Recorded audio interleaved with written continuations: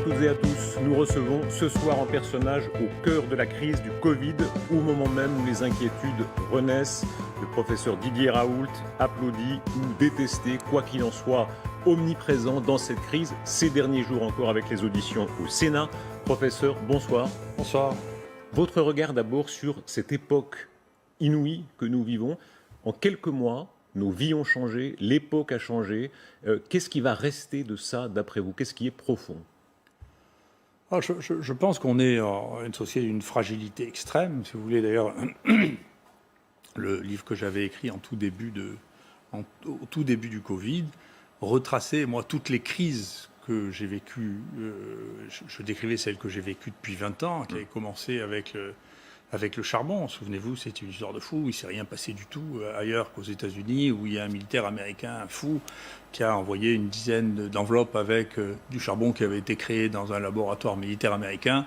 Ça a rendu la planète folle, ça a changé la manière de travailler de millions de gens en termes de sécurité pour quelque chose qui était juste une bêtise de gestion de l'armée américaine. Là, on a vu des scènes dans nos vies. Le confinement, les masques, tout a changé, nos habitudes ont changé. On a peut-être cette impression des gens de 1940, de certaines époques où vraiment tout autour de nous s'est modifié. Mais encore une fois, je veux revenir sur il y a deux choses. Je veux élargir les choses sur une réflexion dans le temps et dans l'espace, vous permettez. Dans le temps, souvenez-vous, la crise de la vache folle, on ne pouvait plus manger de viande. Il y avait le même type là, qui prédisait 100 millions de morts, qui en prédisait 100 millions avec la vache folle, Ferguson à Oxford. Les gens étaient terrifiés. Moi, j'ai des bons amis que je pensais lucides jusqu'à ce moment-là, qui avaient dit « mais je deviens végétarien parce qu'avec la viande, on va tous devenir fous ». Donc, il y avait une émotion, vous vous souvenez peut-être pas, parce que vous ne l'avez pas vécu aussi directement. Moi, je l'avais vécu directement. Celle du charbon, c'était la même folie. On trouvait un peu de faille. On a mis en prison des gens qui faisaient des farces. Parce que de faire une farce avec la peur, c'était quelque chose d'insupportable. On y reviendra. La peur chez vous, pour vous, l'excès de peur, c'est vraiment quelque chose que vous pointez comme le danger majeur. C'est le danger majeur et c'est ce qui se passe actuellement. C'est-à-dire qu'il y a une déconnexion entre la peur et la réalité qui est effarante parce que nous sommes une société terrifiée. Moi, je disais, la société est au bord de la crise de nerfs avant cette histoire-là. Une chose que je répétais, maintenant, elle n'est plus au bord de la crise de nerfs, elle est en pleine dans la crise de nerfs. Professeur, on va entendre ceux qui ne vous aiment pas, ils sont nombreux, ceux qui vous aiment aussi, ils sont nombreux aussi. Ce qui me frappe, il y a deux domaines en tout cas où on vous accorde prééminence, c'est la microbiologie, un des meilleurs du monde, et puis cette passion de l'histoire des sciences. S'il fallait comparer, à quoi est-ce que vous comparez le moment d'histoire des sciences qu'on est en train de vivre avec le passé? Qu'est-ce que vous diriez? On est, si vous voulez, il y a une partie qui est très merveilleuse, qui est enthousiasmante dans la science actuelle, qui est la partie technologie-analyse. Si vous voulez, nos capacités d'analyse et de technologie qui sont extraordinaires. Nous, on a beaucoup investi là-dessus. Et cette capacité-là de découvrir, comme Galilée en son temps, avec les instruments d'observation astronomique, et comme au XIXe siècle, le fait que le microscope se soit répandu et qu'on ait vu un monde qui était en grande partie inconnu, on vit dans des moments équivalents maintenant avec l'analyse de toutes les séquences, et donc on découvre une partie du monde qui nous était inconnue, qui correspond à des étapes. Et vous, c'est Galilée dans l'autre sens. Je ne veux pas soigner votre mégalomanie, on est petit mégalomane, mais vous, c'est pas l'infiniment grand, c'est l'infiniment petit. Vous êtes de ceux, ils ne sont pas si nombreux dans le monde, qui ont vraiment cette connaissance intime de ces minuscules virus, minuscules bactéries. Qu'est-ce que ça change quand on les a comme ça, sous l'œil, même si je sais que c'est une technique, mais qu'est-ce que ça change? Déjà, si vous voulez, ça change, ça devrait changer, ça vient, c'est quelque chose dont les gens entendent parler, le microbiome, y compris, si vous voulez, quand même, une des révolutions thérapeutiques les plus importantes du XXIe siècle en maladie infectieuse, c'était la greffe fécale. C'est pas l'industrie pharmaceutique, c'est quand même, la greffe fécale, c'est un truc qui est rustique. On était les premiers à faire ça officiellement en France aussi. Donc, ce que ça change, je pense que conceptuellement, ce que ça doit changer, c'est notre vision écologique, si vous voulez. C'est-à-dire, nous ne sommes pas des individus isolés, nous sommes des écosystèmes. Nous sommes des écosystèmes dans lesquels les cellules humaines ne sont pas majoritaires. Et dans cet écosystème est en permanence remanié. Cet écosystème, maintenant, on le sait, est très changé quand on vit en ville ou quand on vit à la campagne ou quand on vit en brousse. Et donc l'alimentation et nos contacts changent cet écosystème. L'influence de cet écosystème sur un certain nombre de pathologies est encore inconnue. C'est un champ qui est entièrement ouvert. C'est une bataille permanente. Moi, je vous ai lu, il y a une phrase de vous qui me frappe, vous dites « le corps est un champ de bataille ». On a l'illusion qu'on a la santé ou pas la santé. Vous décrivez un corps très différent, où en permanence, il y a une sorte de bataille dans laquelle on est engagé. Oui, pas que le corps, tout le monde, si vous voulez. Le monde est bataille. Le monde est bataille.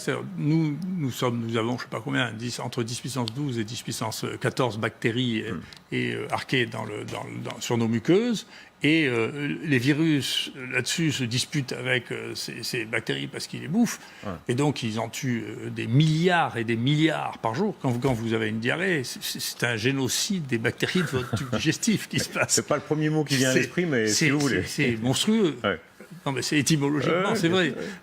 Donc, et dans la mer, ce qui se passe en termes de destruction bactérienne est hallucinant. Et les bactéries ne se laissent pas faire. Elles ont ce système dont vous avez peut-être entendu parler, qui est une des grandes découvertes récentes, qui sont les CRISPR, qui sont...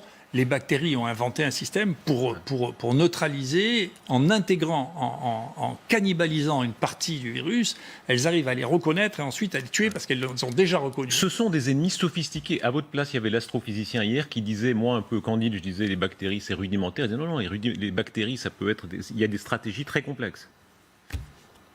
Les bactéries existent d'après ce qu'on croit, ont, je sais pas, entre 3,5 milliards d'années. Donc, et elles se battent depuis tout ce temps. Donc en réalité, tout ce que vous croyez qu'on a inventé comme antibiotiques, c'est bactéries et champignons qui l'ont inventé pour se battre entre eux. Et pas que pour se battre entre eux, ça fait aussi tout plein d'autres choses. Donc c'est pas le pénicilline, c'est pas Fleming qui a inventé, il a observé la nature. Et qu'on connaissait déjà, parce que tous les yaourts fermentés, toute la charcuterie fermentée, c'est ce qui permettait de conserver sans que ça pourrisse, en tuant les bactéries qui risquaient de pourrir ça par d'autres bactéries qui ne nous faisaient pas de mal et qui les empêchaient, grâce à leurs antibiotiques, de se multiplier. Alors là, pardon, mais j'ai l'impression qu'on est au cœur de l'esprit Raoult, je ne prétends pas vous connaître si bien, mais le monde est bataille, les idées sont bataille, c'est très frappant depuis le début de cette crise. Vous aimez ça, quoi. C'est plus que vous aimez, c'est votre conception du monde, tout est sans cesse polémique, controverse, y compris la recherche de la vérité. Ah bien sûr, oui, mais j'arrive pas à trouver d'exemple inverse. Ouais. Vous aimez la bagarre? Non, mais vous savez, il y a une phrase que j'adore de Hölderlin qui dit « qui souffle l'extrême convient ouais. ». Et donc la vie vous teste et elle voit jusqu'où vous êtes capable d'aller. Et donc, bien entendu, si vous êtes capable d'aller jusqu'à un certain point, la vie vous teste pour savoir si vous êtes capable d'aller plus loin. Si vous n'y êtes pas, c'est ce que les gens de ma génération appelaient le principe de Péter. C'est-à-dire, quand vous arrivez à un point où vous ne savez plus le faire, c'est que vous n'êtes plus bon. Voilà. Ça me frappe dans les questions, même souvent, il y a des gens, quand on leur pose une question, ils disent oui, mais etc. Vous, c'est d'abord non. Votre premier réflexe, c'est penser contre. Il y a infiniment plus, ça c'est vraiment une leçon de Nietzsche, il y a vraiment infiniment plus à trouver en dehors du consensus que dans le consensus. Ouais. D'ailleurs, j'ai l'habitude, quand on me dirige trop, de dire, vous savez, pour être d'accord avec le troupeau, on n'a pas besoin de cerveau, il suffit de moi les pignards. Ouais. On les suit, et puis voilà. Je ne suis pas le seul à dire ça, beaucoup de gens disent ça. Professeur Raoult, on reviendra sur tous ces éléments, votre portrait. Dans tout ce que vous avez dit, il y a beaucoup d'éléments. Quand vous parlez de la brousse, c'est l'Afrique, votre regard un peu excentré via l'Afrique, via Marseille, votre regard historique, ce qu'on vit par rapport à d'autres événements du passé, les pestes, celle de Marseille, celle d'Athènes bien avant. Quelques mots d'abord, si on s'arrête à l'état de l'épidémie actuelle. Vous qui avez vraiment les virus et les bactéries face à vous, comme je le disais, dans l'œil, cet ennemi-là, qu'est-ce qu'il a de particulier, le Covid-19, qu'est-ce qu'il a de particulier? Dans la maladie Covid, ce qu'il a de particulier, c'est que il donne quelque chose qui n'est pas spécifique, mais qui était observé, à ma connaissance, seulement dans une maladie virale respiratoire, c'est l'atteinte de l'odorat et du goût, qui sont vraiment très spécifiques. On fait vraiment du diagnostic avec ça. Donc, nous, on appelle l'anosmie. Alors, on savait ça avec un virus qui s'appelle parainfluenza D3, qui donnait ce qu'on appelle les anosmies saisonnières, parce que c'est une maladie du printemps. C'est une virose respiratoire, mais au lieu d'être l'hiver, elle est le printemps. plutôt le printemps et l'automne. Ce que ça a de particulier, ce que nous n'avions pas vu et qu'on a découvert au fil de l'eau, c'est les troubles de la coagulation. Ouais. Le fait qu'il y ait des thromboses, que ces thromboses donnent des embolies pulmonaires et qu'une partie importante, voire essentielle, des formes respiratoires graves sont dues non pas à une pneumopathie, comme on avait l'habitude de voir, mais à des embolies pulmonaires. Et quand on a compris ça, on a commencé à anticoaguler les gens. C'est un virus plus vicieux, si j'ose dire, que d'autres. Il attaque par plusieurs voies. Je ne sais pas, je ne donne pas de qualificatif au virus. C'est ce qui fait lui, c'est sa manière de vivre, sa manière de faire. Et donc, il y a quelque chose qui est très spécial, ou peut-être qu'on en sait plus sur ce virus aussi que sur les autres, on n'a jamais étudié autant un virus quand même. On a étudié ça, à part peut-être le virus du sida. Branle-bas mondial. Oui, et puis avec une vitesse qui est considérable. Ce virus entraîne une réaction immunitaire, c'est-à-dire de nous contre lui, qui est d'une violence, dans les formes graves, pas dans les formes banales, mais dans les formes graves, qui est une violence extrême. Et c'est dans la deuxième ou la troisième partie de la maladie, c'est ça le plus grand danger. Donc c'est la raison pour laquelle, d'une part, moi je continue à penser que l'hydroxychloroquine joue un rôle important parce que c'est utilisé dans chez les gens qui ont des auto-anticorps. C'est une maladie qui a des auto-anticorps. Hein. Si on en donne dans le lupus, c'est pour ça. Hein. Et si on en donne dans le syndrome des antiphospholipides, c'est aussi pour ça. Et qui sont des anticorps qui donnent des troubles de la coagulation et qui sont associés à ces troubles de la coagulation. Mais ils ne sont pas tout seuls. Mais professeur, pardon, si on regarde les chiffres actuels pour avoir vraiment la vue d'ensemble, dans le monde, comme ça vraiment la vision la plus large, on en est à plus de 900 000 morts dans le monde, presque 31 000 en France. Voilà, vous avez l'échelle historique. Est-ce que c'est une épidémie hors norme ou bien est-ce que c'est une épidémie parmi d'autres ? Écoutez, vous savez, moi j'ai l'habitude de dire les comptes se font à la fin. C'est à la fin qu'on compte. Globalement, si vous voulez, si vous comparez, et c'est des données que je mets tous les jours online, hein, si vous comparez par exemple aux grippes historiques, c'est-à-dire à la grippe espagnole, c'est un peu difficile de savoir vraiment combien il y a de gens qui sont morts, entre 40 et 50 millions de morts.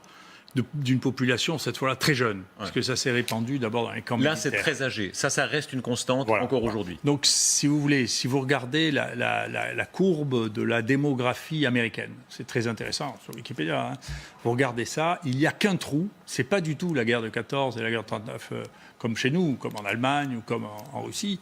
C'est la grippe espagnole. Donc, la grippe espagnole est le seul événement du XXe siècle qui a changé la démographie aux États-Unis. Donc, c'est colossal comme événement.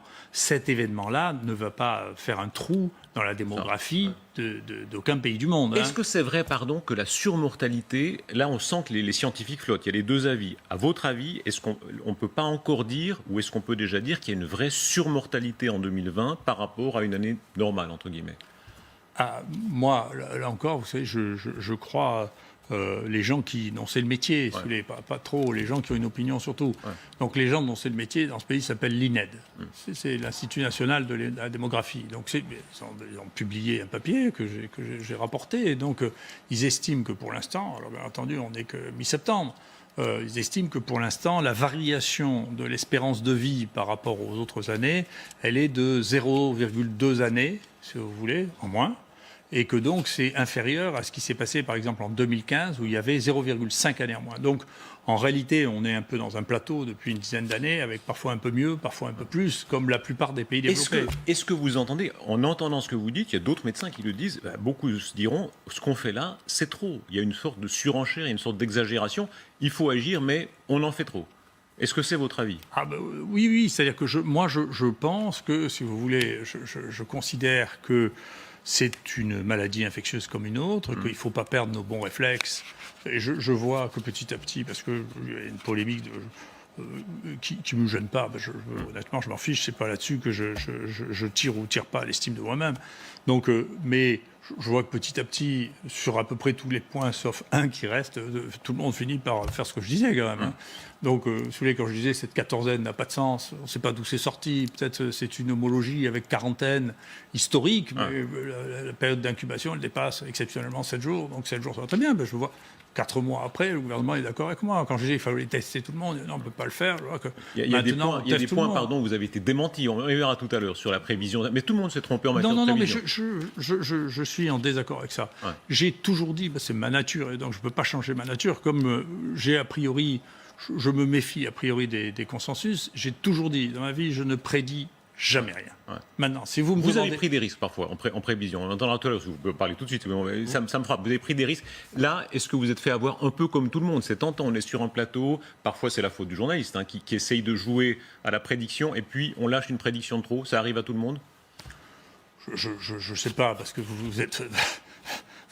certains d'entre vous sont malicieux. Ouais. Donc c'est de la Vous malice. êtes malicieux aussi. Oui, mais si vous voulez, je me prends pas pour un animal de télévision. Si vous voulez. Donc globalement, c'est pour ça que je préfère. Non. Alors, vous savez, je refuse à peu près 95% des propositions qu'on me fait parce que j'ai autre chose à faire. Ouais. Non, je sais pas ce que je voulais, mais il y a une fascination Raoult. Vous n'êtes pas maquillé. La maquilleuse tout à l'heure était très déçue. Elle disait j'aurais voulu voir Didier Raoult. Tout le monde veut voir la bête. Oui, mais j'y peux rien quand même. Qu'est-ce que j'y fasse? Vous croyez pas quand même que faut être fou pour imaginer que je suis comme je suis pour séduire les uns ou les autres. J'en ai rien à foutre. Enfin, c'est pas mon métier. Enfin. Didier Raoult, pour arriver vraiment au cœur de la question. Non, mais globalement, encore une fois, je l'ai dit, je l'ai écrit, je le redis, si vous voulez, et je me suis suffisamment moqué des gens qui prédisaient pour ne pas faire de prévision. Après, si on me demande, je dis par analogie avec, et bien entendu, quand il s'agit d'une nouvelle, c'est juste délirant de vouloir prédire. Donc, par analogie, si on regarde, par exemple, il existe déjà, avant ça, 6 maladies à coronavirus. Par analogie, si on regarde ce qui se passe, voilà les scénarios que l'on a vus jusqu'à ce jour. Ouais. Donc, je ne peux pas dire ça. Et si on me le redemande, je le redirai pareil. Professeur, pas de prévision, mais vraiment la photographie actuelle de l'épidémie.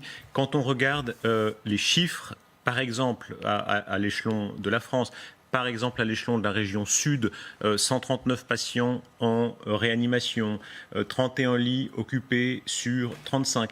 La question que beaucoup de gens se posent, elle est toute simple, c'est est-ce qu'on est en train de revivre le scénario de février ou de mars, avec tout ce que ça suppose, risque de reconfinement, etc., ou est-ce que c'est différent, d'après vous, en l'état? En l'état, moi je vous conseille là aussi de regarder les graphiques qu'on publie tous les jours. On publie toutes nos données tous les jours et encore une fois, je vous le dis, et ceux qui imaginent qu'on peut mentir dans ce pays, il y a un programme parisien d'ailleurs sur lequel nous rentrons tous les jours toutes les données. Alors vous dites une gentillesse sur les Parisiens, c'est à noter, là, vous notez la date. Vous savez, le premier médecin de ma famille a travaillé dans les maladies infectieuses à Paris, à l'hôpital des contagieux de la porte d'Aubervilliers. Donc vous savez, personne n'est parfait. En l'état, voilà. Est-ce que le scénario est en train de se refaire? Pour l'instant, et à cet instant-là, je n'ai pas cette impression-là, c'est-à-dire que on a analysé les 100 premiers cas que nous avons eus à partir de juillet pour les comparer à 100 cas comparables de ce que nous avions avant. On est parmi les seuls à pouvoir le faire, puisque nous, on a toujours fait la même chose depuis le début. C'est-à-dire, on a toujours testé tout le monde, les symptomatiques, les asymptomatiques. Donc, les recrutements qu'on a maintenant et les recrutements qu'on avait à l'époque sont de même nature. Le pourcentage de positifs sont de même nature, les tranches d'âge sont de même nature. Il y a eu un peu plus, pendant la période de juillet, début août, un peu plus de la tranche d'âge des 20-30 ans qui se sont fait tester, mais ça a été la seule différence. Si on analyse ça, la gravité, c'est un papier qu'on a envoyé là aussi, la gravité des 100 premiers cas que nous avons eus là en juillet-août est inférieure de manière significative à celle que nous avions dans la période mars-avril. Toujours alors dans l'état présent, en termes d'immunité, est-ce que vous voyez des signes que les choses ont évolué? Non, l'évaluation de l'immunité c'est très difficile. C'est extrêmement difficile. Nous, ce qu'on voit, ce qu'on a vu, ce qu'on avait imaginé, qui est vrai en partie, c'est qu'il y a des réactions croisées, c'est-à-dire qu'il y a des anticorps qui reconnaissent d'autres coronavirus qui circulaient avant, chez des gens avant que cette maladie n'apparaisse. Donc, est-ce que ça, c'est protecteur ou pas protecteur? C'est extrêmement difficile à savoir. Est-ce que cette maladie va être aussi immunisante que la plupart des maladies infectieuses? Je n'ai pas de raison de croire le contraire, mais je n'en sais rien, on verra bien. Il y a beaucoup de je ne sais pas, on le constate. On ne sait même pas encore si j'ai déjà eu le coronavirus. Ce n'est pas sûr que je sois immunisé à ce stade. Oui, mais c'est la preuve d'un début de sagesse. C'est-à-dire que je ne sais pas, c'est la réponse la plus habituelle que l'on doit donner, en particulier face à une maladie nouvelle. Les mutations du virus, vous l'avez dit hier au Sénat, est-ce que là, il se passe quelque chose où effectivement ce virus est en train de changer? Est-ce que là, en l'état, on peut le dire? Oui, si vous voulez, on a, moi, la première hypothèse que j'avais en juillet, si vous voulez, quand on a vu repartir les choses, c'est de dire, tiens, ça doit être un mutant, on va regarder ce qui se passe et donc faire rapidement beaucoup de séquences. On a des moyens techniques qui sont considérables, et donc à faire beaucoup de séquences. Et donc, très rapidement, les 20 premières séquences qu'on faisait étaient celles d'un mutant qui avait plus alors ce qu'on appelle des mutants, c'est des virus qui ont des bases différentes du virus source, du premier virus. Et donc il y avait plus de différences que ce qu'on avait l'habitude de voir dans les virus que nous séquencions dans les mois de mars-avril. Et donc on pensait qu'il y avait ce mutant qu'on a appelé Marseille, qui était le mutant qui allait remplacer les mutants que nous avions avec. Et puis en réalité, ce mutant-là a fait une courbe en cloche, lui aussi, et il a disparu en août. D'accord ? Donc celui qu'on a appelé Marseille, il y a une centaine de cas qu'on a identifiés dus à ce mutant-là, et il a disparu. Et puis il y a d'autres mutants qui sont apparus. Alors je vous dirai pourquoi on trouve que c'est des mutants significatifs. Il y a d'autres mutants qui sont apparus. Actuellement, on en est à 7 mutants différents, et celui qui est le plus courant actuellement, c'est le numéro 4. Est-ce qu'il est plus doux que numéro 1 ? On ne peut pas dire ça. On a fait une étude sur les 100 premiers cas de gens malades sans nécessairement les corréler avec la gravité. On est en train de faire ce travail sur les 100 premiers qu'on a du mutant Marseille pour les comparer à la banque de données qu'on a de ceux que l'on avait avant. Alors oui, la question de savoir si c'est différent comme mutant, c'est que, si vous voulez, on peut mesurer la distance qu'il y a entre un virus actuel et son virus source. Et cette distance était 10 fois moins importante dans les virus. Bien sûr, il y a déjà une variabilité que nous avions de mars à avril par rapport à ces 7 groupes de virus que nous avons maintenant, qui sont beaucoup plus distants du virus source que ne l'étaient les virus qui circulaient en mars-avril. C'est clair, ça ? Un fait objectif, c'est qu'il y a des différences régionales, visiblement. Marseille, Bordeaux, par exemple. Comment est-ce que vous les expliquez ? J'en sais rien. Non, ben si, quand même, on voit bien qu'il y a des différences très frappantes. La concentration de population, ça reste l'élément principal. C'est un élément. Il semble que le premier virus Marseille, ça, on a pu tracer comment ça s'est passé. Il a été importé du Maghreb par bateau, d'accord ? Et ensuite, il s'est répandu secondairement. Ça, on sait comment ça s'est passé sur les bateaux. Il y a même une vraie question qui est, sur ce bateau, il y a eu un accident de calanisation avec les eaux usées qui sont répandues dans tout le bateau. Les marins ont ramassé ça comme ils pouvaient. On a eu des marins malades. On a eu des gens qui se passaient sur ces bateaux qui étaient malades. Donc cette source-là, c'est-à-dire le génotype Marseille, il n'a probablement pas de Marseille, il a probablement été importé et s'est répandu là. Je ne sais pas si ça a joué, mais Marseille est un port et a toujours eu une quantité d'épidémies qui sont arrivées à Marseille par la mer. Enfin, c'est vieux comme l'histoire de Marseille. Quand on vous écoute, on voit toutes ces inconnues. On fait la comparaison avec d'autres moments. La Grande Peste, c'est 1720 à Marseille, c'est ça. On a l'impression souvent, c'est un peu défaitiste, mais ces grandes épidémies, elles arrivent, elles tuent. On essaye de se battre comme on peut. À Marseille, ils avaient déjà quelques idées de confinement, etc. Puis à la fin, elles disparaissent. On ne sait pas très bien pourquoi. C'était peut-être pareil en 1920. En réalité, on a peu de moyens. Parce que là, il manque, encore une fois, c'est un peu ce que vous dites quand vous dites, écoutez, alors la concentration urbaine, ça veut dire quelque chose. Il nous manque une réflexion. Si vous voulez, toutes les maladies infectieuses ne sont que des maladies d'écosystème. D'accord ? Donc c'est notre rencontre. C'est pour ça que la première étape, c'est, attendez, on vit au milieu d'un monde qui ne nous est pas visible, qui est d'une densité extrême. Ce monde change sans arrêt, et il change bien entendu, et il change du fait de notre action, mais aussi sans notre action, du fait des variations, j'en sais rien, climatiques, les usages des différents produits qu'on utilise dans l'environnement changent ça, et puis le climat change. Par exemple, la grippe, si on appelle ça influenza, c'est parce qu'au début on pensait que c'était sous l'influence du froid, influenza des Fredos, c'est décrit par les Italiens, qui étaient les leaders des maladies infectieuses au XVIe siècle, avec Fracastor. Et donc, si vous voulez, cette idée que la grippe était une maladie du froid est restée persistante jusqu'à il n'y a pas tellement longtemps. 30 ans, on se demandait même s'il y avait des grippes en Afrique. On est au cœur de votre vision du monde. C'est-à-dire, vous dites tout évolue en permanence. Vous êtes un passionné de philosophie grecque, même présocratique. Héraclite, tout coule, tout change, Pantarei, etc. Tout change en permanence. Surtout, Lucrèce, Romain, Lucrèce. Ça, c'est vos modèles. C'est pas mes modèles. On est construit de multiples modèles, hein. Mais il y a, si vous voulez, on voit qu'il y a eu une période qui va effectivement de la fin de la République et du début de l'Empire à pratiquement le 19e siècle sur la vision de la complexité du monde, sur la révolution atomique, sur... l'atome, c'est décrit par Démocrite quand même, hein, donc c'est extraordinairement ancien. On a oublié, et d'ailleurs on n'a plus d'œuvre de Démocrite et d'Héraclite, hein, donc on a oublié le seul œuvre qui nous reste, c'est de Lucrèce, qui témoigne de cette vision que les gens avaient de l'évolution du monde, qui est très proche de celle qu'on a maintenant. Ça vous a amené, à des positions, y compris politiques. Moi, je vous ai lu, c'est 2016 déjà, vous êtes assez anti-Zemmour, par exemple. Vous dites, le métissage, c'est bien, il ne faut pas avoir peur, la grande circulation... Je n'avais dit que j'étais contre Zemmour. Oh, vous étiez critique. Vous disiez, le grand métissage, c'est bien, la grande circulation des populations, c'est bien. C'est ni bien ni pas bien. C'est la vie. C'est juste la vie. Ouais. C'est la seule manière de ne pas être métissé, c'est d'être isolé pendant un certain temps, mais en ignorant les métissages qui étaient antérieurs. Je vais vous donner un exemple. Parce que Napoléon, vous donnez l'exemple de Napoléon. Et je me rappelle, si vous voulez... parce que c'était un moment qui, dans l'anecdote qui, dans mon esprit, m'a beaucoup marqué. Une fois, j'étais sur un plateau de télévision, j'en faisais plus avant, sur la science. Donc, TV5, la journée de la science, et donc j'étais interviewé, d'ailleurs en parallèle avec mon ami Jean-Laurent Casanova, qui est la génétique. Et les gens me disent, alors qu'est-ce qu'il y a de nouveau en microbiologie? Et juste avant moi était passé un paléontologue très célèbre du Collège de France, qui s'appelle M. Pic, et qui expliquait juste avant pourquoi l'Homo sapiens avait pris le dessus sur Néandertal, parce qu'il était plus intelligent, un plus gros cerveau, qui était un mythe, si vous voulez, paléontologique. Et quand je suis passé après, je dis, mais voyez, la révolution du XXe siècle, ce qu'il vient de vous dire n'est pas vrai.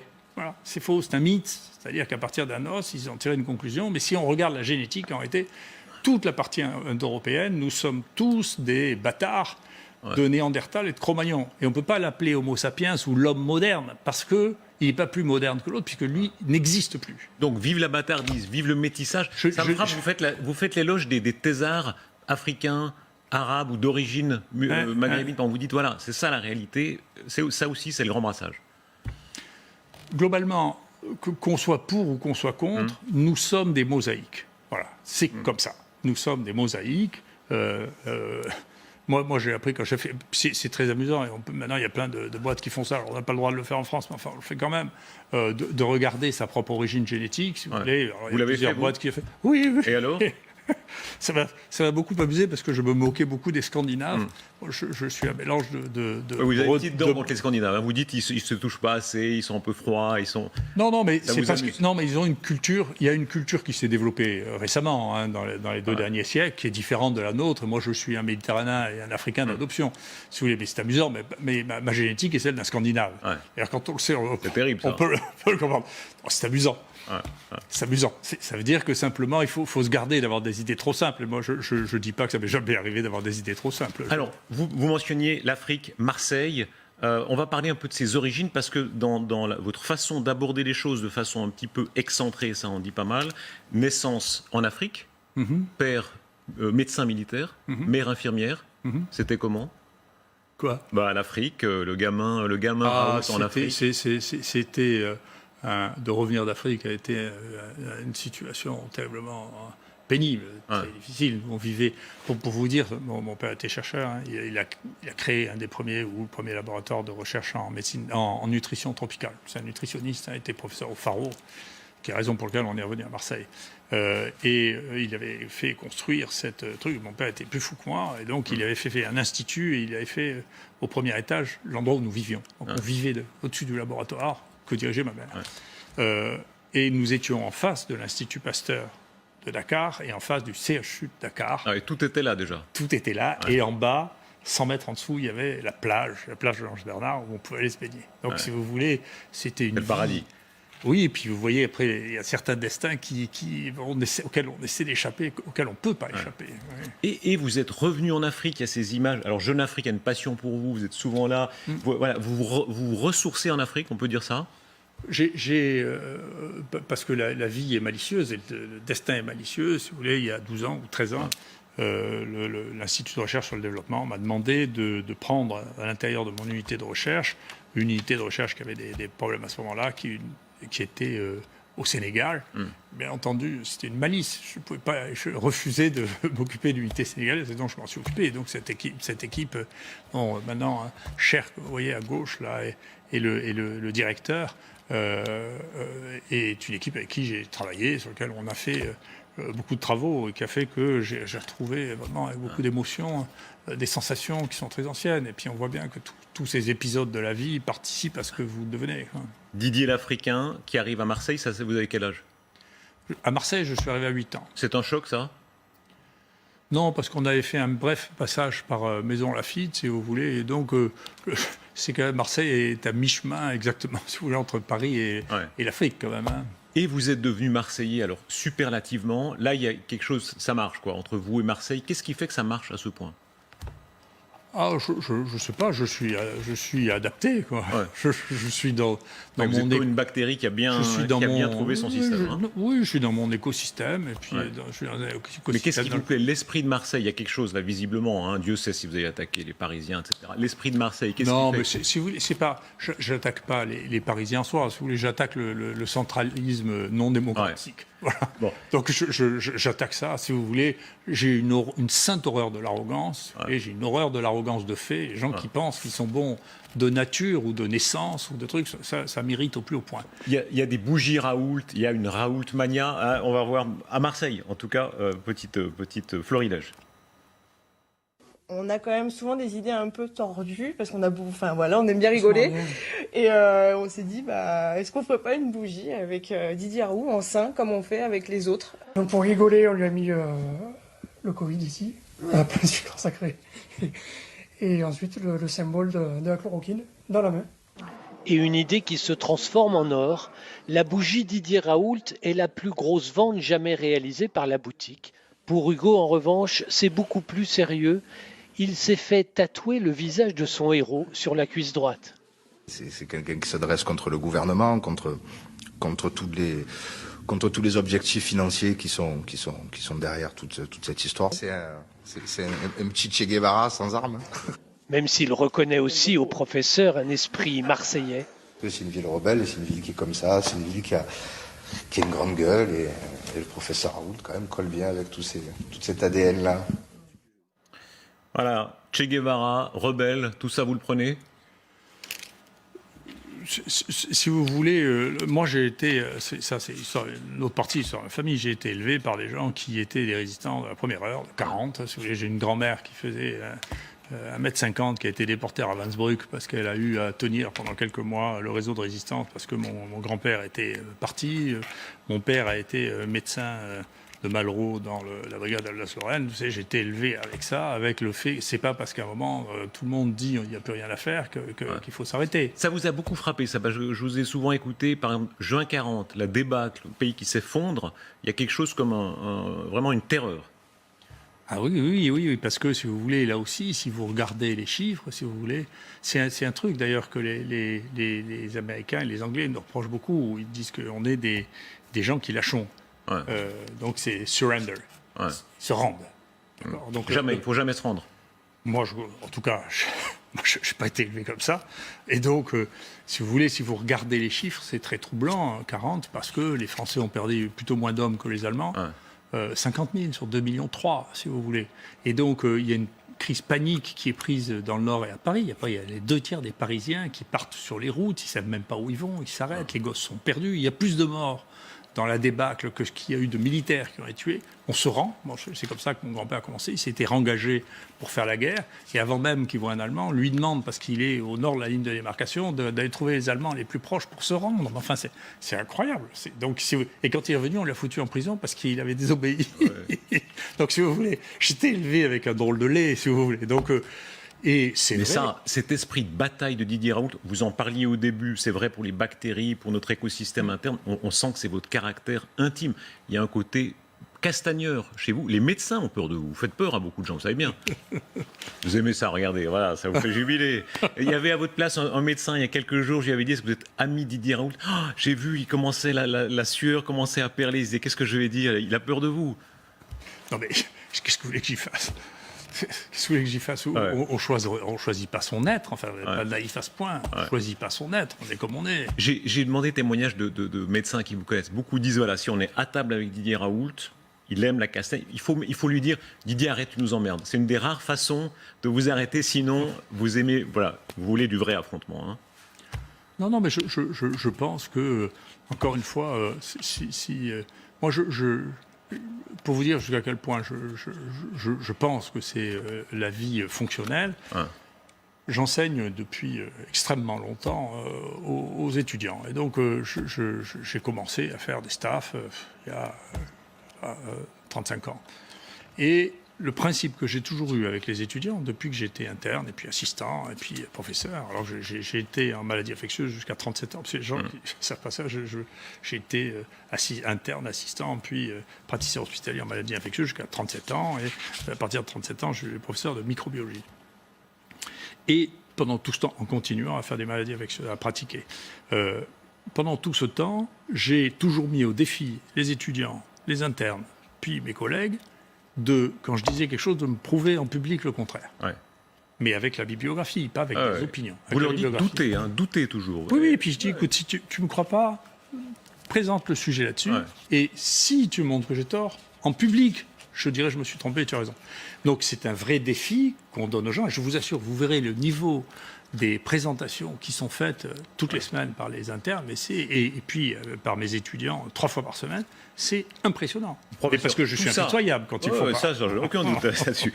Tout ça, transposé dans la crise du Covid, ça a fait que vous avez parfois hystérisé le débat. C'était hier encore ce face-à-face avec le Sénat. On va rappeler la séquence où vous dites aux sénateurs, attention, je vais me battre. Hein.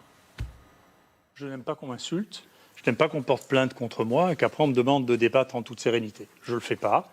Et donc, je vous le dis très solennellement et après avoir juré de dire la vérité, je n'ai jamais fraudé de ma vie. J'ai écrit 3500 publications internationales. Je n'en ai jamais rétracté aucune. Alors, bien entendu, sur 3500, il y a eu des erreurs qui sont passées. Pour l'instant, il y a une fille qui me traque, là, une chasseuse de tête, depuis que je suis célèbre, qui a réussi à trouver 5 erreurs sur 3500. Il y en a probablement beaucoup plus que ça. J'estime qu'il y a entre 2 et 4% d'erreurs dans les papiers que j'ai faits. Et donc, je ne serais pas étonné qu'on trouve d'autres erreurs. Mais je dois vous dire que je ne suis qu'un pauvre humain et que je fais des erreurs comme tout le monde. Ah, vous dites que vous faites des erreurs, Didier Raoult. Ça, c'est... Bien sûr. Oui. C'était quoi les erreurs principales? Non, si vous voulez, dans les... il faut les dire, parce que si vous annoncez les erreurs, sinon ça fait faux modeste. Non, dans les erreurs qui ont été faites, il y a eu, si vous voulez, les erreurs dans lesquelles ils sont spécialisés. C'est un site de délation vachement intéressant. Les erreurs dans lesquelles ils sont spécialisés, c'est de regarder si les documents, les gels que nous mettons, ou les Western blot, une technique de sérologie, sont reproduits ou construits. Et donc, une fois, ils ont trouvé qu'il y avait un témoin négatif. Honnêtement, ça ne peut pas se voir à l'œil nu, mais donc ils ont agrandi les images qui étaient 2 fois le même. Et donc ils ont dit, vous avez triché, vous avez 2 fois le même témoin négatif. Très bien, quand le journal nous a dit, ils ont trouvé ça sur un papier qui avait 15 ans. Donc je ne sais pas si vous voyez, donc je suis fouillé pour de bon. Et donc, quand ils ont dit ça, ils ont dit, très bien, écoutez, c'est un témoin négatif, franchement, on n'a pas remonté la photo nous-mêmes, on ne voit pas la différence, donc on ne s'est pas rendu compte qu'il y avait quelqu'un qui avait mis 2 fois le même truc, on ne le sait pas. Est-ce que d'avoir mis l'hydroxychloroquine à ce point-là au centre du débat et provoquer une telle polémique, est-ce que ça, c'était une erreur? Mais non, mais je crois que... Là aussi, je ne sais pas comment le dire, parce que ça n'a pas d'écho. Donc je pense qu'il faudra le temps pour trier tout ça. D'abord 2 choses. L'hydroxychloroquine, ce n'est pas moi qui en ai parlé plus, j'en parlais d'ailleurs. Enfin, j'utilise l'hydroxychloroquine comme thérapeutique depuis 25 ans pour des maladies infectieuses. Et c'est dans tous les livres de médecine du monde. Donc j'ai utilisé les mêmes doses pour des bactéries intracellulaires que celles que j'imaginais pouvoir être efficaces chez des virus intracellulaires. Ceux qui ont le premier parlé d'hydroxychloroquine dans le coronavirus, c'est pour le SARS, c'est Anthony Fauci quand même. Hein. Alors, il ne le dit plus. Mais à l'époque, il disait pour le SARS, le meilleur traitement de tous, c'est l'hydroxychloroquine. Bon. Mais est-ce qu'on peut dépassionner le débat, dire voilà, que souvent c'était un pari, est-ce qu'on peut dire que c'est un pari, qu'on attend encore la résolution, si ça marche ou pas au fond? Laissez-moi terminer. Terminé. Deuxièmement, le premier médicament qui est testé par les Chinois sur le virus, qui est publié dans un journal international, ils disent on a testé le virus, il y a 2 médicaments pour lesquels on trouve une efficacité, c'est le groupe chloroquine, hydroxychloroquine et le remdesivir, qui n'est pas disponible. Donc ensuite, les Chinois font une première déclaration en disant on a traité une centaine de malades avec l'hydroxychloroquine, il y a une amélioration clinique, biologique, radiologique. Ma foi, sauf à dire que les Chinois sont... Moi, je ne crois pas que les Chinois sont des imbéciles parce que c'est nos seuls rivaux, techniquement, actuellement. Mais pardon, permettez-moi comme une question. Vraiment le candide absolu, parce que j'ai aucun préjugé sur l'hydroxychloroquine. Si ça marchait, personne n'a envie de tuer ces gens, aucun pays n'a envie de tuer... Pardon, si ça marchait, est-ce que franchement... Voilà. Est-ce qu'on ne peut pas admettre simplement que pour l'instant c'est un pari qui marche dans ce cas, mais c'est pas prouvé, ni confirmé, ni infirmé. Est-ce qu'on peut dire ça? Non. C'est pas vrai. Bah alors pourquoi les gens ne le prendraient pas? Alors, ça, c'est du bon sens. Non, ça, non, pas de la... non, je vais vous poser une question de bon... Ça, c'est de l'opinion. Je vais vous poser une question de bon sens. Moi, je veux dire, d'ailleurs, vous savez, là aussi, c'est les chiffres qu'il y a qu'à les regarder. On a traité 5400 personnes avec l'hydroxychloroquine. On a 0,4% de mortalité, la plus basse du monde. D'accord? Il est sorti sans publication d'essais sur la chloroquine. Vous ne les connaissez pas. Personne ne les rapporte ici, personne ne les lit d'ailleurs. Donc 80% montrent qu'il y a un bénéfice. En général, entre 30 et 50% de la mortalité. D'accord, mais pourquoi les États, si c'est le cas, pourquoi les États je vais vous expliquer pourquoi. Ne s'y mettraient pas. Je vais essayer de vous expliquer pourquoi. Je ne suis pas sûr que vous comprendrez maintenant, mais à un moment, vous comprendrez ce que je dis. Je vais me concentrer. Je vous ai dit tout à l'heure, je suis cerné de psychiatre. Je ne sais pas pourquoi. Je ne sais pas si elle me surveille. Épouse psychiatre, beau-père. Mon beau-père était professeur de psychiatrie. Ils vous disent que vous êtes un peu fou, qu'est-ce qu'ils disent? Non, aucun d'eux parce que je suis fou. Bon, ils n'osent pas. Je ne sais pas s'ils n'osent pas, mais ils restent avec moi. Ils ne traitent pas, ils me demandent plutôt des conseils. Il y a quelque chose en psychiatrie qui est un phénomène très important. Il y a eu une seule bouffée délirante dans l'histoire de l'hydroxychloroquine. Une seule. Mais vous allez me dire le Lancet. L'étude, foireuse. On est bien d'accord. Non, mais n'exécutez pas ça comme ça. Vous ne réalisez pas ce qui s'est passé. Bien sûr, ça a été un plantage complet pour eux, il n'y a aucun doute. Vous ne réalisez pas comment un journal comme ça, des reviewers, des éditeurs, ont pris comme étant possible par des inconnus que l'hydroxychloroquine... Non, on n'est pas d'accord, laissez-moi terminer. Pouvait tuer 10% des gens quand 2 milliards de gens avaient pris ce médicament sans inconvénient. Comment ils ont pu croire ça? Comment, dans le week-end, le ministre et l'OMS a pu valider ça? Ça s'appelle une bouffée délirante dans le métier psychiatrique. Et quand quelqu'un a une bouffée délirante, vous savez ce qu'on fait quand il est sorti de la bouffée délirante? On lui dit, écoutez, vous vous rendez compte que c'est une bouffée délirante, et s'il n'a pas la critique de sa bouffée délirante, c'est qu'il est toujours fou. Et donc ça a été un coup pour vous. Non, c'est la réponse à votre question sur l'hydroxychloroquine. Ils sont mais vous êtes en train de me dire que même les États ont des bouffées délirantes qui veulent vraiment... Ils sont à ce point délirants qu'ils disent on préfère que nos gens meurent plutôt que d'accepter ce que dit Michel. Arrêtez de dire les États. Il y a 4,6 milliards de gens qui vivent dans des États dans lesquels on recommande l'hydroxychloroquine. Mais la France, il n'y a pas une bouffée délirante du gouvernement français qui voudrait... Si, je crois. Croyez vraiment que le gouvernement français a une bouffée délirante à ce point-là? Oui, j'hésite entre une bouffée délirante, si vous voulez, et l'incapacité à dire, écoutez, vous ne voulez pas qu'on remette les choses à plat, qu'on regarde calmement, paisiblement, finalement. Attendez, il n'arrête pas, il en sort... Ils ont un point de vue idéologique, d'après vous? Je ne sais pas. Au départ, certainement, il y avait un point de vue idéologique des gens qui disent, écoutez, il y a une maladie nouvelle, c'est un médicament nouveau qui va marcher, c'est pas un truc qui a 70 ans, vous nous racontez les balivernes. Je comprends ça, je comprends que c'est une position. Regardez vous-même, comment se fait-il que le seul médicament qui a été arrêté en cours de route alors qu'on n'avait pas validé, c'est l'hydroxychloroquine? Ils n'ont pas fini l'étude dessus, ils ont arrêté.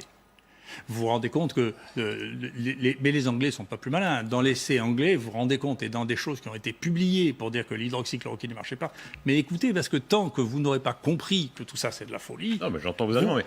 Non, mais attendez, laissez-moi terminer. Professeur, vous comprenez bien que ceux qui vous écoutent, beaucoup se disent que le fou, c'est pas eux, c'est lui. Parce que dire qu'un gouvernement, encore une fois, mais préfère laisser mourir ces gens parce qu'il a une bouffée délirante plutôt que d'admettre que ça marche, c'est pas possible. Mais vous vous trompez. Alors moi aussi, j'ai une bouffée délirante. Non, mais c'est pas là. Je vous dis, laissez faire dans votre cerveau le chemin de ce que je vous dis. Quand il est publié dans le New England, 2 articles qui disent l'hydroxychloroquine ne marche pas. Vous regardez l'un qui est signé par Spiker, et il vous dit, écoutez, c'est une série sur laquelle il y a 30% des gens sur lesquels je n'ai fait aucun test. Vous prenez ça. Ouais. Ensuite, il y a le grand essai anglais. On dit c'est pas la peine d'avoir un test si le médecin est convaincu que c'est ça, c'est bon. Ouais. Et non mais vous pensez qu'on est dans le même monde? Professeur, l'avenir tranchera. Quoi qu'il en soit, on voit à quel point vous assumez des positions iconoclastes. Là, voilà, il y a un caractère, Raoult, ça fait beaucoup pour la fascination qu'il y a autour de vous. Vous osez. Voilà, vous osez absolument. Il y a une forme, est-ce qu'il y a une forme, je vous le pose sans provocation, disons, de mégalomanie assumée chez vous? Non, d'abord, encore une fois, moi, je vais vous dire, pour dire la vérité, je ne tenais pas du tout à faire ça. J'ai 3 sujets de recherche monstrueux qui se sont arrêtés pendant ce temps, qui sont beaucoup plus intéressants, mon point de vue, hein, qui ont dû arrêter du fait de choses qui, à mon sens, entraînent des innovations dans la connaissance qui sont beaucoup plus importantes que celles-là. Je regrette de ne pas avoir le temps de le faire. Ouais. Il se trouve qu'on était là et qu'on a les moyens de faire. Mais encore une fois, je pense qu'il faudra du temps pour que les gens raisonnent et réfléchissent. Mais comment est-il possible que nous arrivions à faire 3000 tests par jour qu'on rend en moins de 24 heures? C'est qu'on a un savoir quand même. Ouais.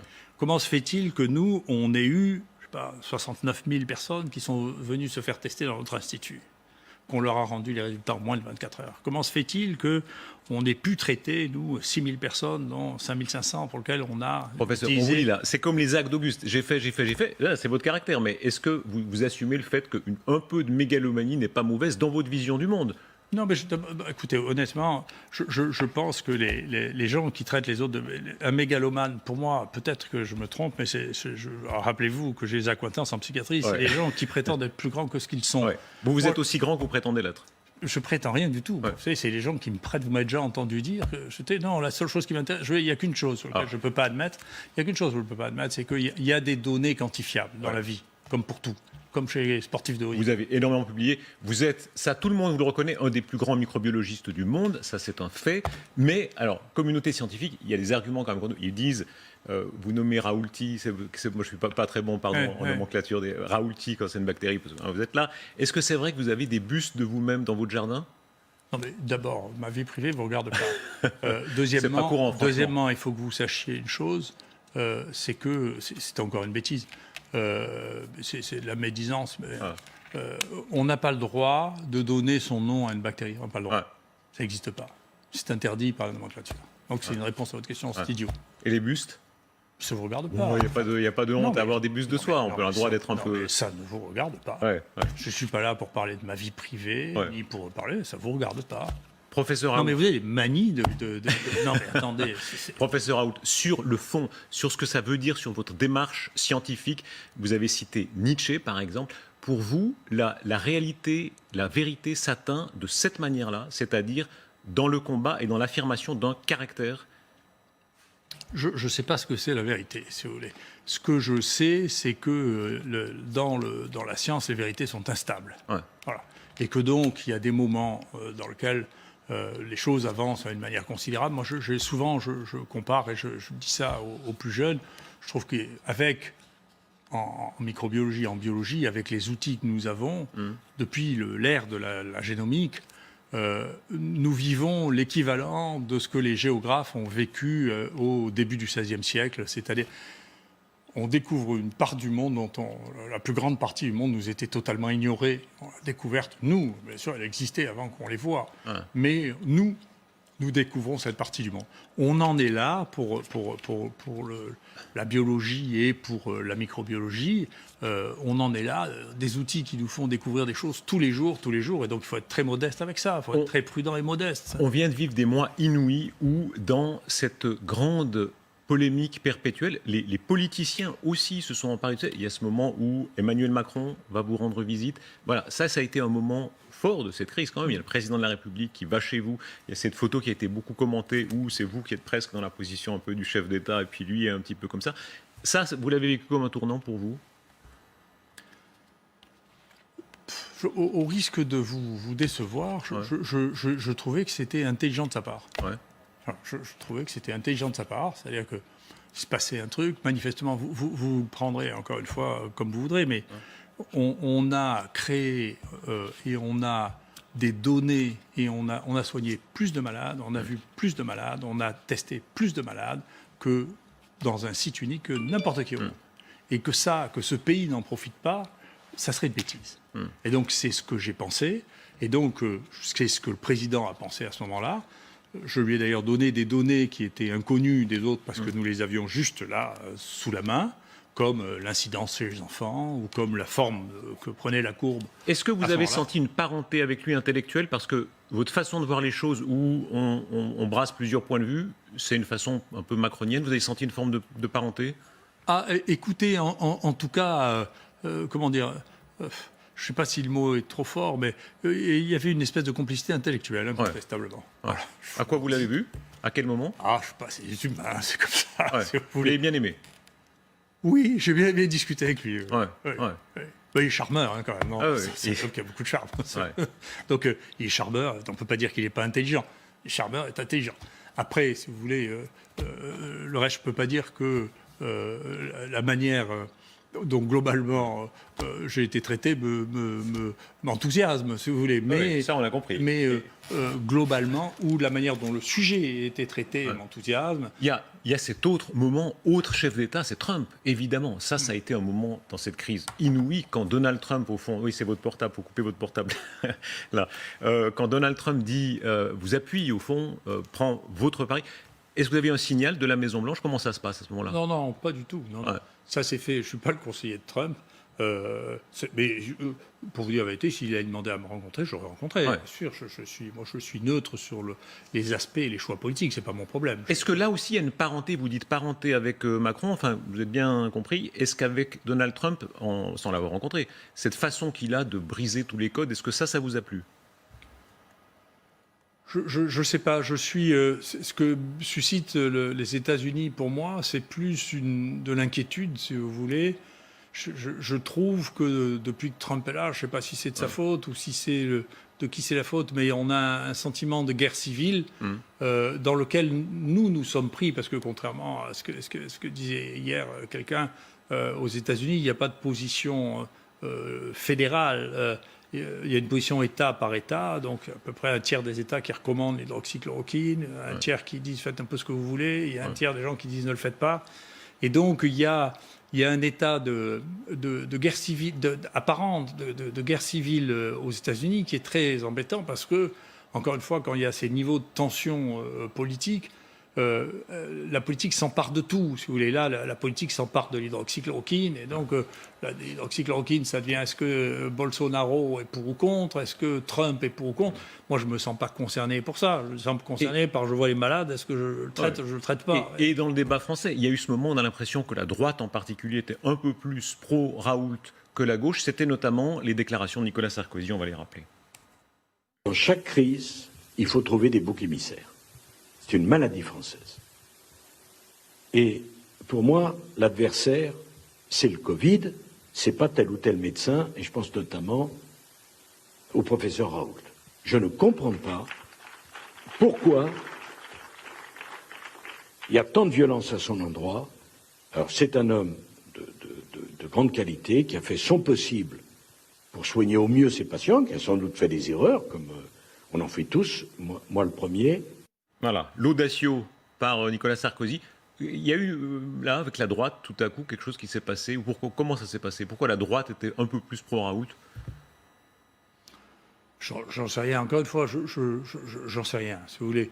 Moi, les maladies infectieuses, probablement parce que comme je l'ai dit, j'ai une généalogie gaulliste que je revendique, parce que globalement, pour vous dire la vérité, je suis totalement incapable de savoir quand on vote pour quelqu'un s'il va mieux faire que son adversaire. Donc j'ai renoncé depuis longtemps. Est-ce qu'il pourrait faire de la politique? Vieille question. Hein. Non. Une fois pour toutes, c'est non. Ça vous tentera pas? Non. Bon, vous savez, si j'ai dû en faire, ça fait bien longtemps qu'on me l'a proposé. Donc, on vous l'a proposé? Oh là, ça fait bien longtemps. Qui vous l'a proposé? Je ne vous le dirai pas. Allez. Non, mais arrêtez, vous ne me tirerez pas les verdures. Vous n'avez pas remarqué que j'ai une certaine robustesse. Ah oui, ça, il n'y a aucun doute. Donc, si vous voulez, c'était un métier à part. Je pense que ceux qui jouent à ça, d'ailleurs, c'est une arrogance de plus, si vous voulez.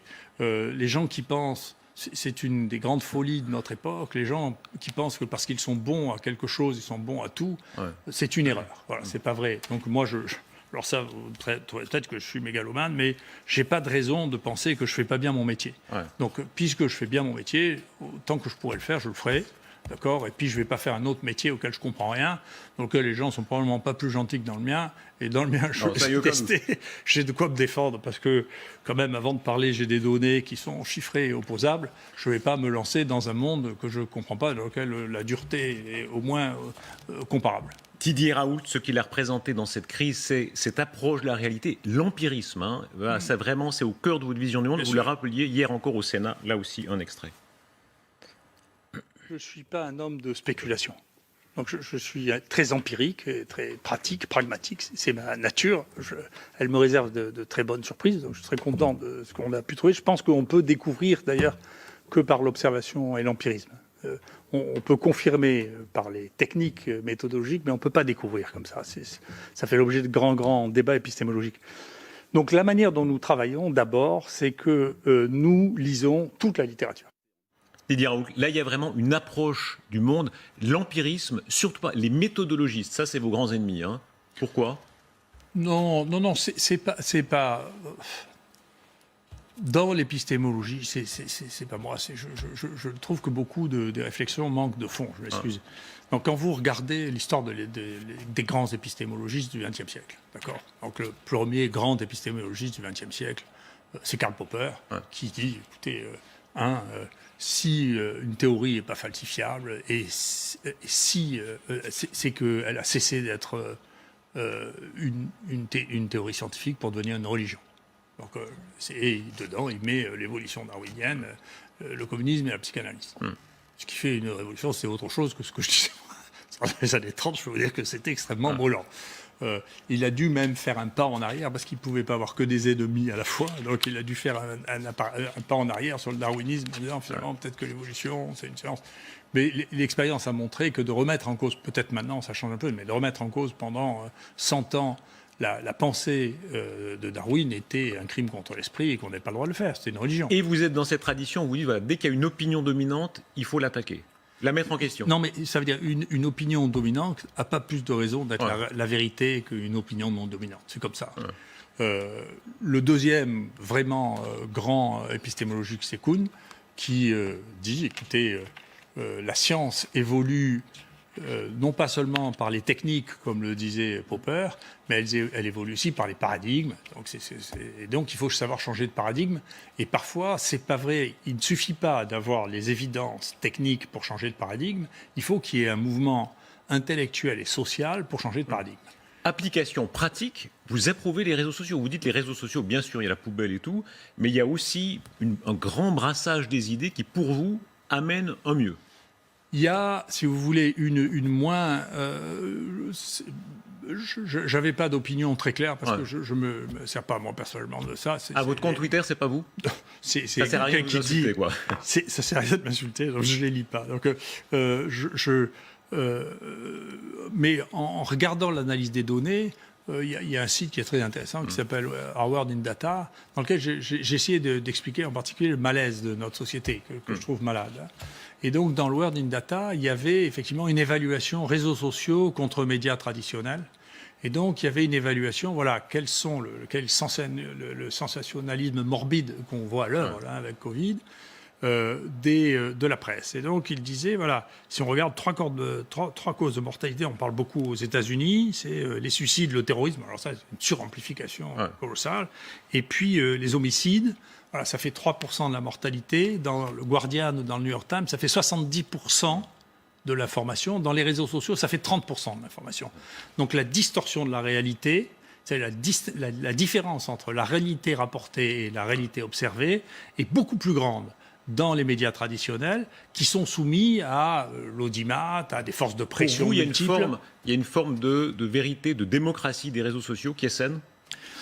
Il y a, si vous voulez, pour s'exprimer comme nous, on s'exprime sur les courbes de Gauss. Vous voyez, la courbe de Gauss, la courbe de l'information traditionnelle, a des bords beaucoup plus étroits.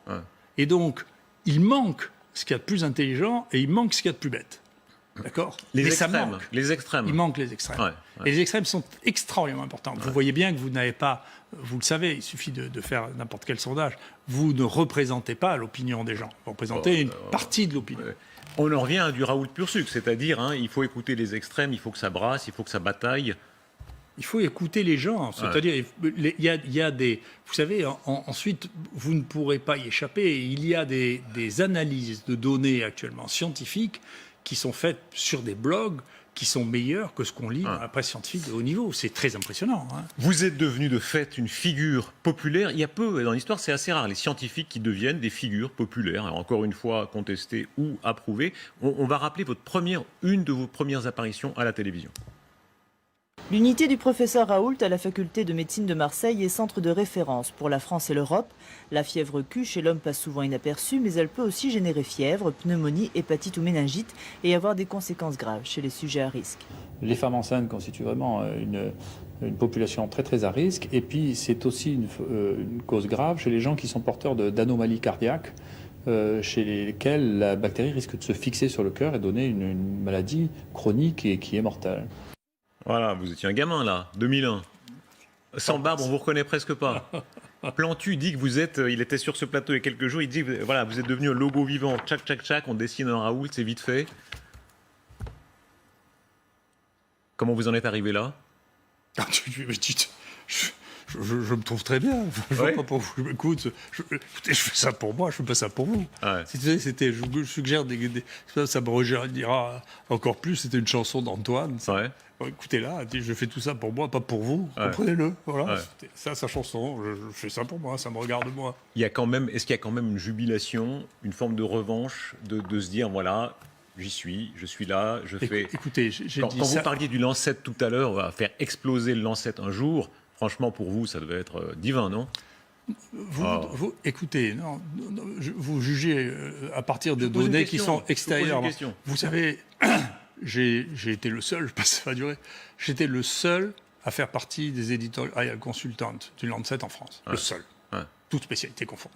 J'ai rien contre le Lancet. J'ai publié un nombre de papiers dans le Lancet considérable. Le Lancet a une évolution qui est la sienne, qui sera celle. C'est devenu très fortement un journal d'opinion. Donc il y a un tiers de Lancet qui sont des opinions politiques très marquées. Son rédacteur en chef s'en cache pas. Il vient de faire un pamphlet anti-Trump.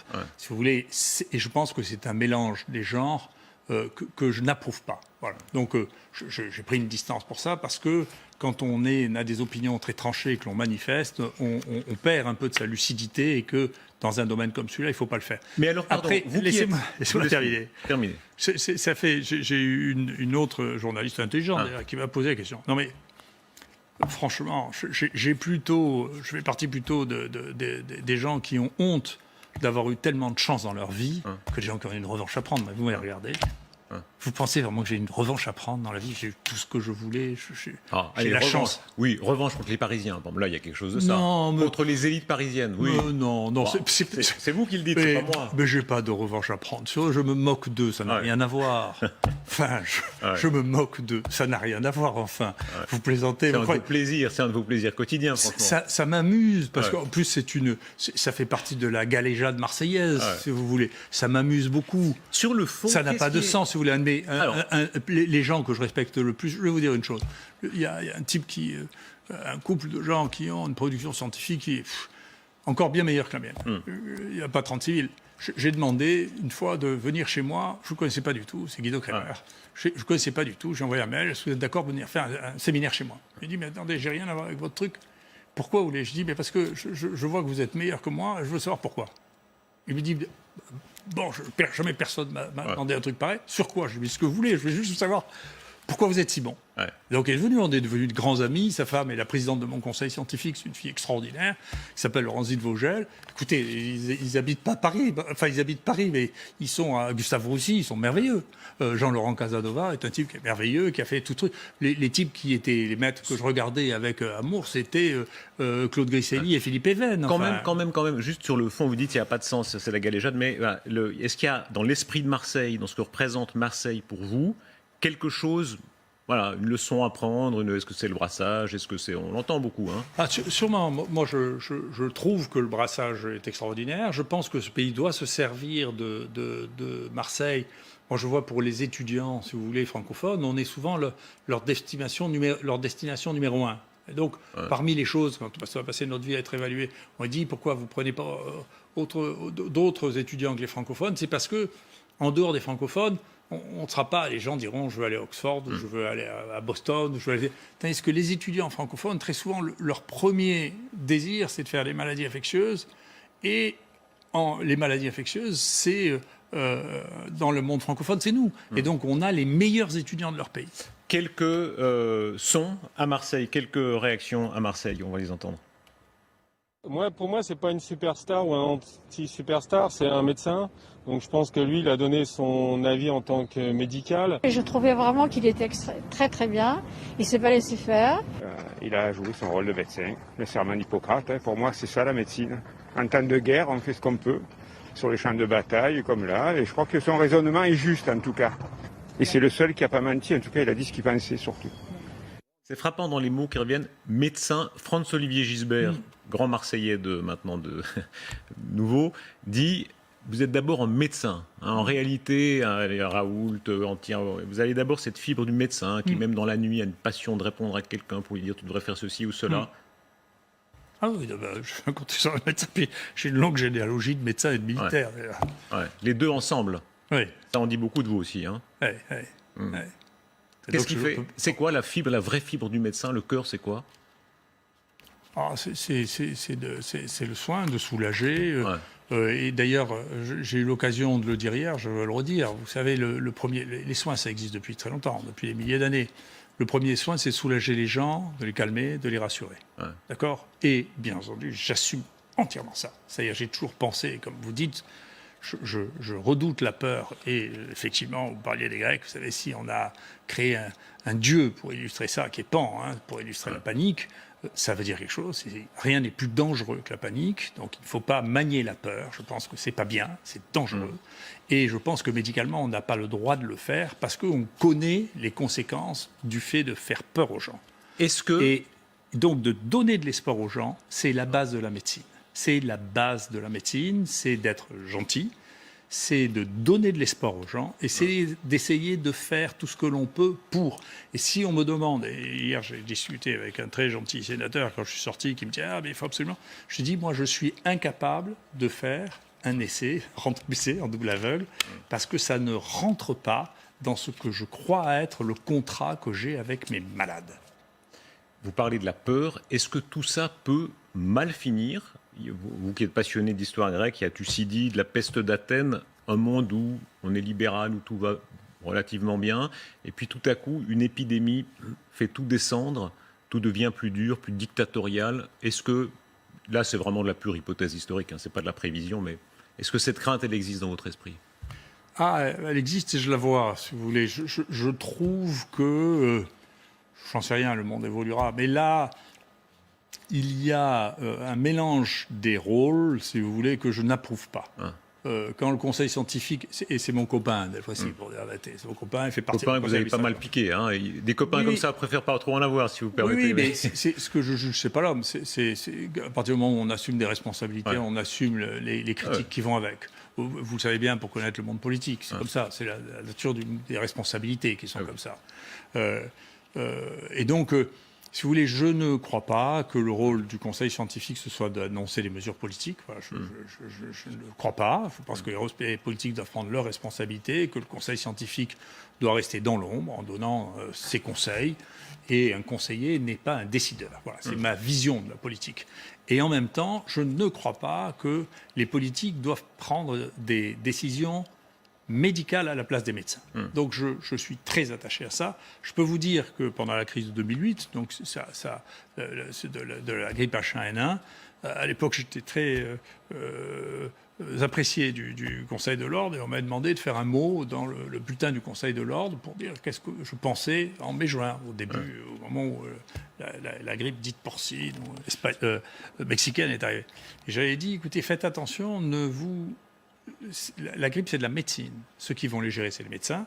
Ne vous coupez pas des médecins. Il faut rester avec les médecins parce que, à la fin, c'est les médecins qui s'en occupent.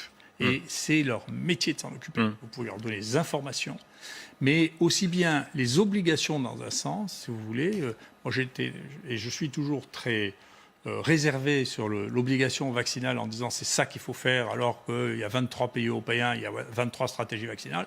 Pourquoi la nôtre serait obligatoire? Et qu'est-ce qui fait qu'on ne fait pas les mêmes vaccins que les autres? Ça veut dire que dire que c'est de la science, c'est pas vrai. C'est de la politique qui se substitue à la médecine.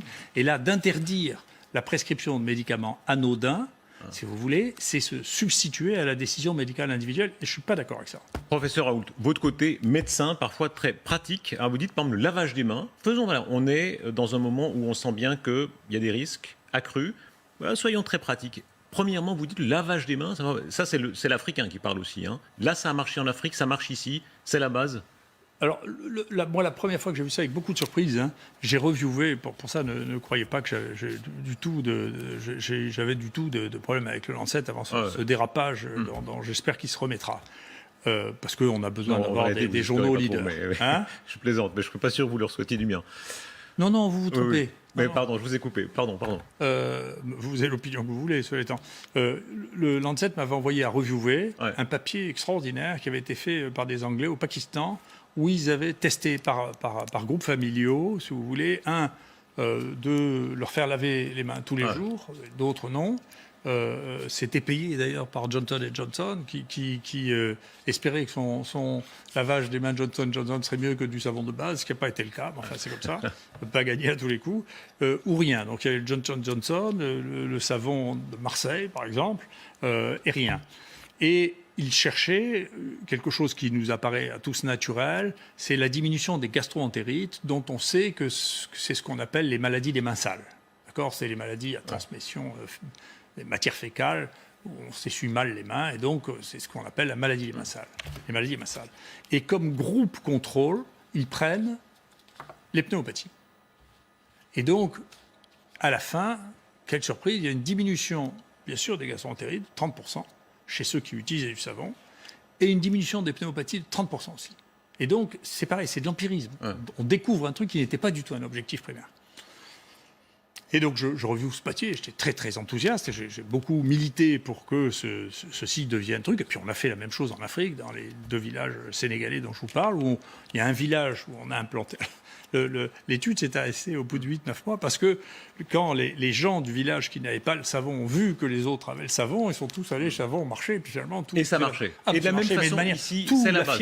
La fièvre, les diarrhées, les pneumonies, c'est incroyablement... Question très simple, réponse très simple. Allez encore dans les EHPAD, visiter nos personnes âgées, ça il faut le faire, ou est-ce qu'il faut limiter d'après vous?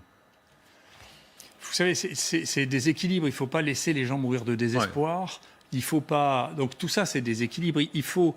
Je comprends bien que c'est très compliqué. C'est une des raisons pour lesquelles je voudrais pas faire de la politique. Je veux pas alors jeter la pierre. C'est très compliqué de prendre des décisions, si vous voulez, qui sont blancs ou noirs sur des populations.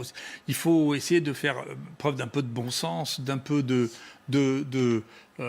si vous voulez, faut faire attention, mais comment faire dans une loi? Écoutez, si vous voyez qu'il y a des sujets âgés qui deviennent complètement dépressifs, faites attention quand même. Vous voyez? Donc tout ça, c'est pour ça qu'on ne peut pas se passer des médecins. On ne peut pas se passer de la proximité. Professeur, quand on fait bilan de cette émission, voilà, les réussites et les échecs de Didier Raoult. Alors, je ne veux pas vous ressortir toutes les prévisions, parce que c'est un jeu, tout le monde a lancé des prévisions, parfois ils se sont trompés. Est-ce que vous qui croyez tellement à l'empirisme, à ce mouvement perpétuel, est-ce qu'on n'est pas pris des risques parfois en annonçant, en faisant des prévisions alors que c'était visiblement absurde, quoi? Écoutez, je ne sais pas de quoi vous parlez. Un exemple, je ne veux pas vous embêter, mais c'est l'exemple, c'est une des prévisions au tout début de l'épidémie, quand vous parliez de la Chine, et vous savez bien qu'on vous ressortira toujours dire « Ah, Didier Raoult avait dit ». Écoutons. En pratique, il y a eu 5 morts en dehors de Chine, si vous voulez, ce qui est mortalité, c'est terrible pour les gens qui sont morts, mais ce qui est complètement négligeable par rapport à ce qui s'est passé dans le reste du monde avec toutes les causes de mortalité. On a l'impression qu'on est plus dans un jeu vidéo comme Risque, si vous voulez, où les gens appuient sur un bouton à chaque fois qu'il y a un cas dans un pays, même s'il y a 1 milliard d'habitants, et pff, ça y est, c'est rouge, ça y est, le virus envahit la Terre. Tout ça, c'est des bêtises. En pratique, encore une fois, il y a eu 5 morts dans le monde entier en dehors de la Chine. Professeur, quand on entend ça, C'était vrai ou c'est pas vrai? c'est pas le ton là où vous avez l'air de dire Non, ce sera pas. Non, mais je suis pas en train de faire de procès, quoi. Mais un petit mea culpa quand même. Non, mais attendez, écoutez, des crises comme ça qui ne se sont jamais répandues, il y en a eu plein, y compris le SARS. Donc, si vous voulez, l'avenir des choses est imprévisible. Après, vous avez dû le saucissonner parce que je dis toujours à la fin, je ne fais pas de prévision. Vous êtes prudent, je suis bien d'accord. Mais enfin, c'est pas que je suis prudent, je ne prédis rien. Ouais. Je dis au moment, écoutez, c'est le monde à l'envers, mais on n'y peut rien. Je ne pourrais pas vous changer et ceux qui voudront rester sceptiques, les raisons. En pratique, j'étais le seul prêt à faire face à une crise de maladie infectieuse. Donc je sais bien qu'à un moment ou à un autre, ça va nous tomber sur le nez. Donc j'étais le seul. Pourquoi est-ce qu'on a pu faire les tests? Pourquoi est-ce qu'on a pu recevoir les gens? C'est parce que depuis 20 ans, j'écris, nous ne sommes absolument pas prêts à faire face à une crise de maladie infectieuse. Donc c'est ce que je fais. Après, si vous me dites, écoutez, pour l'instant, j'ai vu un tel défilé de fausses alertes qu'il ne suffit pas qu'on me dise qu'il y a une alerte pour me terrifier. Dernier mot, professeur Raoult, vous citez les fausses et les vraies alertes. Vous citiez Pierre Leloup, c'est une de grandes théories. Un jour, espérons qu'on n'en soit pas là, un jour, la grande épidémie qui peut mettre à terre l'espèce humaine, est-ce que vous y croyez? Oh mon Dieu, tout est possible. J'en sais rien. Ce que je redoute, mais je vois bien que les gens ont des difficultés à le comprendre. Ce que je redoute, c'est que, à force de terrifier les gens pour des choses qui ne vont pas donner des variations significatives, si vous voulez, il est bien possible que le doute s'installe de plus en plus et que plus personne ne croit du tout les messages qui ont été véhiculés, parce que quand on aura mis le feu à la planète pendant... Encore une fois, je reprends l'exemple de la Chine. À la fin, vous savez, il est mort moins de gens en Chine que dans la région Île-de-France, quand même, hein, avec une population qui n'est pas de même nature. Donc, si vous voulez, à force de... Leurs chiffres sont toujours contestables. Enfin, Didier Raoult, l'avenir, c'est un livre, ce sera la science est un sport de combat, c'est ça? Oui, enfin, le prochain que je fais. Le combat toujours, avec vos ennemis et avec vos amis.